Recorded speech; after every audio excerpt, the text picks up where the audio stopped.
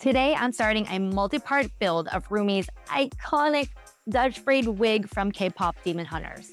This wig has a custom helmet base, a 5-foot braid, and a lot of commitment. This is part 1, where I prep the lace front and make the cuts that set the foundation for everything else. I started by placing my lace front wig on a sturdy wig head and giving it a thorough comb. If you're new to working with custom wigs, I do have a separate video where I can show exactly how I built this one. I'm using a Sleek and Shine spray here to help reduce the frizz, especially since this is a heat-resistant synthetic hair, which can get messy pretty quickly. Next, I sectioned off the front bouffant area. This is where Rumi's Dutch braid begins. So this section sets the foundation for the entire style. As I was tying the section up, I noticed the wig starting to shift. To keep everything stable, I pinned the wig directly into the foam head. If your wig moves at this stage, pause and secure it. It makes a big difference later on. I want to section off the front 3 pieces of hair, each one about 1 inch deep into the wig. These will become Rumi's bangs and face framing sections, so they stay intact. Secure each section with a small rubber band. After that, I section the rest of the wig into small ponytails using the same rubber bands. I worked my way around the entire head, keeping the sections consistent in size so everything would stay balanced once the hair was cut. These ponytails are going to become new wefts. So the cleaner the sectioning is here, the easier the next steps will be. And of course, Peaches was all up in the wig the entire time. I do love how she always wants to be involved in my DIY projects, even if that means fully inserting herself into the process. This wig is heat-resistant synthetic hair, which means it tangles easily. I had to stop often to comb through and keep everything neat as I worked. One quick tip before you cut any of these sections: make sure you give each one a really good comb first.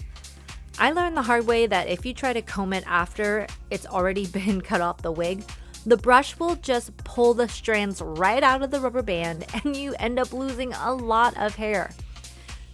When it came time to cut, I made sure to leave about 1.5 to 2 inches of hair still attached to the wig. That remaining hair is really important because it helps form a base for the next steps and gives the wig something solid to build on. I cut each ponytail about 1 inch above the rubber band. These sections will become loose fibers that I'll turn into new wefts later on. To be completely honest, this part gave me a little anxiety. Once you cut the hair, there's no going back. And since this was my first time doing a wig build like this, I was really trusting the research I'd done and the tutorials I studied. Taking it slow here and double checking each section before cutting made a huge difference. To keep the front section safe while I worked on the helmet base, I braided them and tucked them out of the way. Once sectioning and cutting were done, I moved on to locking the back half of the wig into place. I sprayed the hair generously with Got2b hairspray and slicked it straight back with a comb to create a smooth base. I noticed a few little flyaway strands from the front section that I did not want glued down, so I just used a bobby pin to hold them back, which keeps the front sections clean and separate from the base.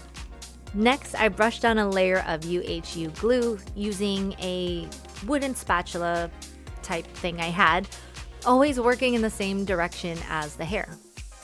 I recommend wearing a respirator during this step. The smell was so strong that I ended up putting mine on halfway through. Safety first. This step is all about setting the foundation, so I took my time and made sure everything was fully coated and laid flat. At this point, I let the wig sit and fully dry before moving on. Giving the glue enough time to cure makes a huge difference once you start adding batting and weight in the next steps. And that's it for part 1. The wig is fully prepped, the hair is sectioned, and the foundation is ready. In part 2, I'll show you how I start building the helmet base using batting and glue to support the weight of Rumi's long braid. Until then, I'll see you in the next video.